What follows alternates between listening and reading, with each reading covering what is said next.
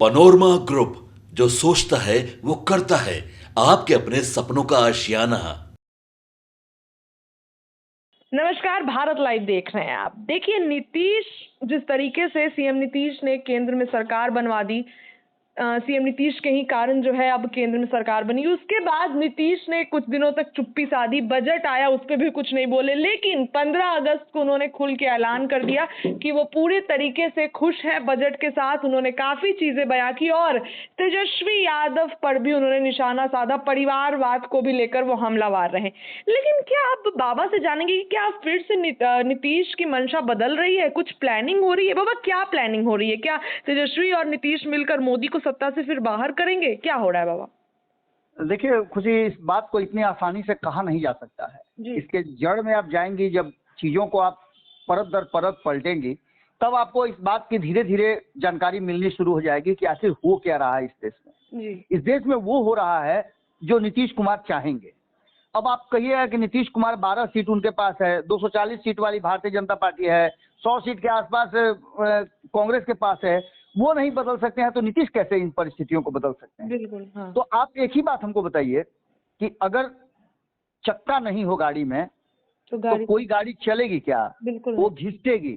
अगर बहुत ज्यादा जोर लगाइएगा, आप टॉप गियर में भी डालिएगा, एक्सीलेटर खूब चापिएगा, तब भी जाकर के वो गाड़ी आपको घिसट सकती है, चल नहीं सकती है। बिल्कुल बिल्कुल उसी अंदाज में इस केंद्र की सरकार को लेकर के नीतीश कुमार वो चक्का हो गए हैं जो आगे बढ़ना चाहे तभी बढ़ेगा, वरना ब्लास्ट हो जाएगा। अब ऐसी स्थिति में हम ये बातें क्यों कह रहे हैं, तो थोड़ा सा आप पीछे जाइए।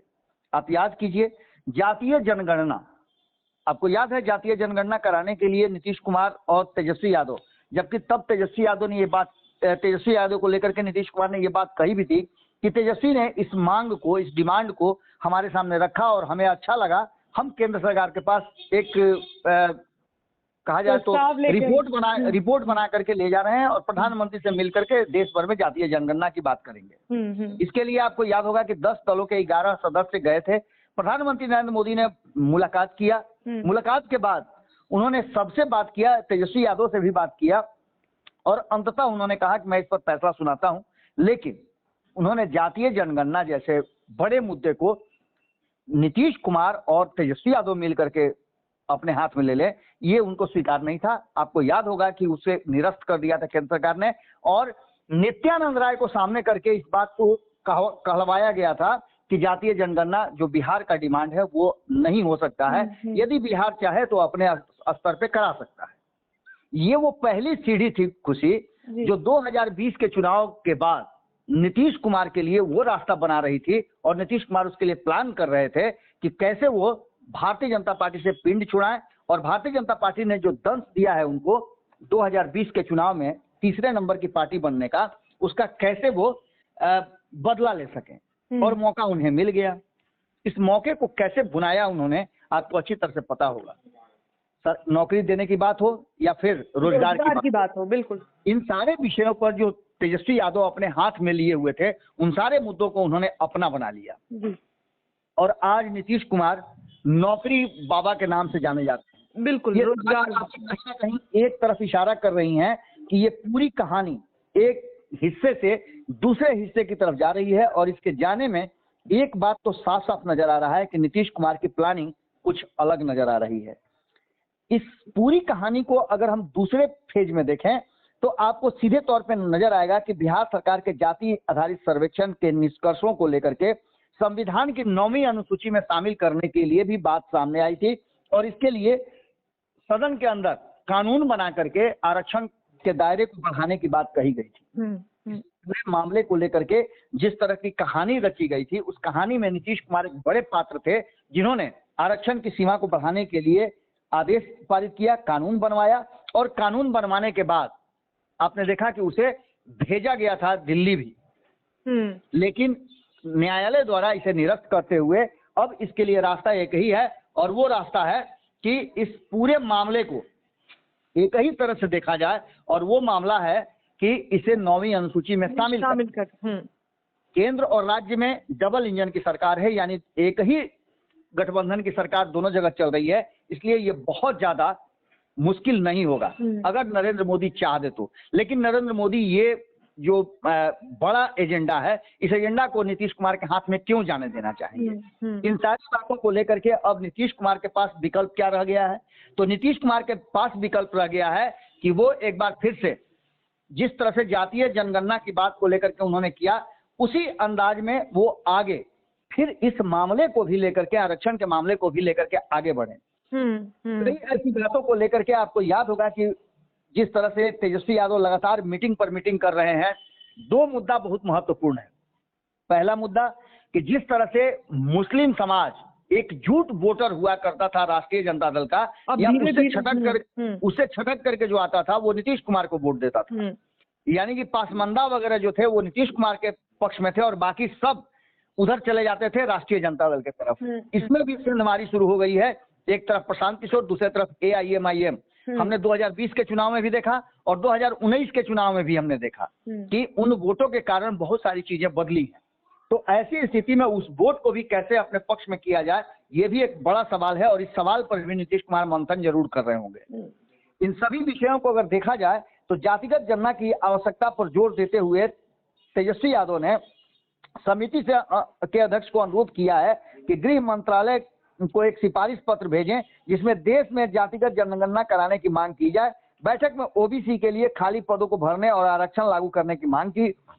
केंद्रीय विश्वविद्यालयों में OBC की खाली सीटों को तत्काल भरने और अस्थायी पदों में भी आरक्षण को लागू करने की प्रमुख मांगों को उठाते हुए तेजस्वी यादव ने एक बार फिर से नीतीश कुमार के हाथ में एक बड़ा एजेंडा दे दिया है। अब इस एजेंडे के तहत आप समझ सकती हैं कि जब जब चुनाव आता है तब तब एजेंडे भी आते हैं। इससे भी बड़ी बात यह है कि कहीं ना कहीं बिहार को विशेष राज्य का दर्जा दिए जाने की भी बात है, यानी कि ये तीसरा वो ऐसा पॉइंट है जहां दोनों एक दूसरे के साथ खड़े हैं। वहीं आपने देखा कि मुसलमानों की बात जो मैंने कही उसको लेकर के तेजस्वी यादव लगातार बैठकों को कर रहे हैं और बड़े बड़े जो नेता हैं उनको बुला रहे हैं। इस पर हम एक अलग से रिपोर्ट जारी करेंगे कि आखिर मुस्लिम वोटरों को लेकर के किस तरह की लड़ाई चल रही है और प्रशांत किशोर की एंट्री होने के बाद इसे किस तरह से राष्ट्रीय जनता दल अपने पाले में करेगा, इसके लिए वो क्या कर रहा है। लेकिन आपको बता दें कि मुसलमानों के वोट को अपने पक्ष में रखने के लिए, यानी कि समाजवादी धारा के जो नेता हैं या दल हैं, जो क्षेत्रीय दल हैं, उनके पास रोक करके रखने का, ऐसे भी आप समझ सकते हैं कि इस वोटों के बिखराव से ही भारतीय जनता पार्टी को फायदा मिलता है। तो भारतीय जनता पार्टी हर हाल में चाहेगी कि ये वोट बिखरते रहे और अब नए नए विकल्प जब पैदा हो रहे हैं तो ऐसी स्थिति में इनके लिए महत्वपूर्ण हो जाता है कि ये कैसे अपनी बातों को रखें। इन्हीं सब विषयों को लेकर के नीतीश कुमार एक बार फिर से आरक्षण वाले मुद्दे पर, आरक्षण को 9वीं अनुसूची में शामिल करने को लेकर के जब तेजस्वी यादव आगे बढ़ रहे हैं तो इस मामले को अपने हाथ में फिर से एक बार लेने के लिए कोई प्रयास कर सकते हैं। यानी कि वक्त के हिसाब से बहुत कुछ बदलता हुआ दिखाई दे रहा है और बदलता हुआ ये दिखाई दे रहा है कि कहीं ना कहीं नीतीश तेजस्वी के साथ मिल करके एक बार फिर से नरेंद्र मोदी को सत्ता से बाहर कर सकते हैं। इसका रूट प्लान हमने आपको बताया कि 5 ऐसे मुद्दे हैं जिन मुद्दों पर तेजस्वी और नीतीश एक साथ खड़े हैं। बातें केंद्र सरकार से नहीं बन रही है और सिर्फ नीतीश कुमार ही नहीं, आपने देखा कि चिराग पासवान भी केंद्र सरकार के से कई मुद्दों पे अलग हैं। जीतन राम मांझी हर मुद्दे पर बात कर रहे हैं। उसके बाद आपने उपेंद्र कुशवाहा के साथ छल हुआ, वो भी आपको पता है। बिल्कुल। और ऐसी स्थिति में बिहार में 2020 के चुनाव में क्या होगा, इसकी पूरी सर्वे और पूरी जानकारी लेने की तैयारी में लगे हुए हैं। इस पर सर्वे करवा रहे हैं नीतीश कुमार को ये अंदाजा हो गया है कि केंद्र सरकार जिस तरह से बिहार को लेकर के आरक्षण को, कि बीजेपी के घटक दल भी जो हैं वो भी नीतीश कुमार के साथ हैं।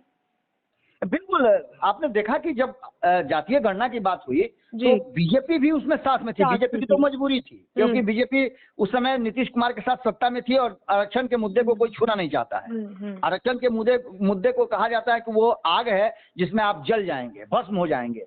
तो इस मुद्दे को कोई छूना नहीं चाहता है। अब जो वर्तमान परिस्थिति बनी है उसमें नीतीश कुमार को भी लगता है कि यदि तेजस्वी कमजोर हुए, लालू कमजोर हुए तो नीतीश कुमार का दावा भी कमजोर पड़ेगा, क्योंकि भारतीय जनता पार्टी को डराने का और भारतीय जनता पार्टी को अपने सामने नील डाउन कराने का नीतीश कुमार के पास ये सबसे बड़ा एजेंडा है, जो तेजस्वी यादव का 30% वोटर है। ऐसी स्थिति में नीतीश को जब भी जरूरत महसूस होती है उस 30% वोटरों को लेकर के अपने पाले में और वो सरकार चलाने लगते हैं। तो ऐसी स्थिति में एक बार फिर से 2020 के चुनाव से पहले जिस तरह से तेजस्वी यादव आगे बढ़ रहे हैं और उसको पीछे से बैकअप दे रहे हैं नीतीश कुमार, इस बात से इनकार नहीं किया जा सकता है।